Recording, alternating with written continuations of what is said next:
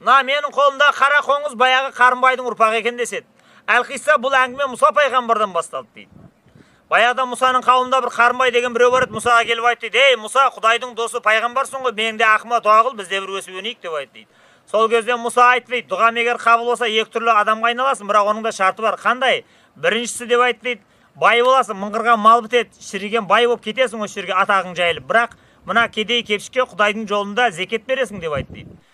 Екіншісі көкірек көзің ашылған осындай әулие боласың, онда інжу маржан рухани ілімді мына елге халыққа шашасың деп айтты. Сонда Қарынбай мынау айтты дейді: "Ей, маған сол малың дұрсы, малыңа дұға қылсайшы, бай иықты" деп.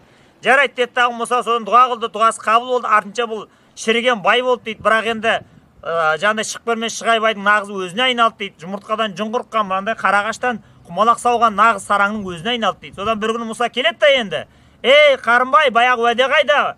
Зекет бер" деп айтты. "Ей, қандай зекет? Сорлау, баяғы уәдең бар, антың бар ана. Егер осыдан Құдайдың жолында малымды атамайтын болсам, қара жер жұтсын деп ант ішіп едің ғой сен баяғыда." "Иә, сол енді уәдеңді жұтпа сен" деп айтты. "Әйтпесе зекетсіздің малы сүндетсізге бұйырады" деген.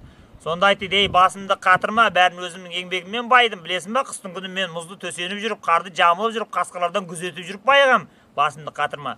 Сол кезде дейді, мені уәдемнен тайсам, мына қара жер жұтсын деген уәдесі бар еді" дейді. Сол уәдесі бойынша жер тартты дейді. Тізесіне келген кезде айтты: "Сорлы, мені кеттің."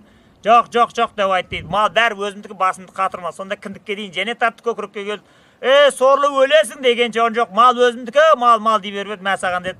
Соны жер тартты дейді. Сол кезде жер сыққан кезінде ана Қарынбайдың мұрнынан қою қара қан ытқып шашырады дейді. Өзі жеті қабат жердің астына жаһаннамға кетті дейді, ойбайлап.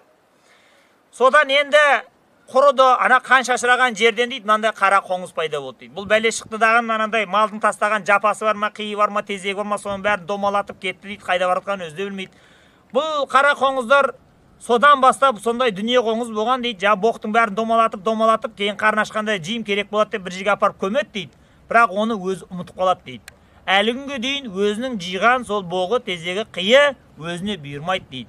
Әне содан бастап дүние қоңыздық Қарынбайдан қалған мынандай қара қоңызға айналып кетесің деп әңгіме қылады екен дейді.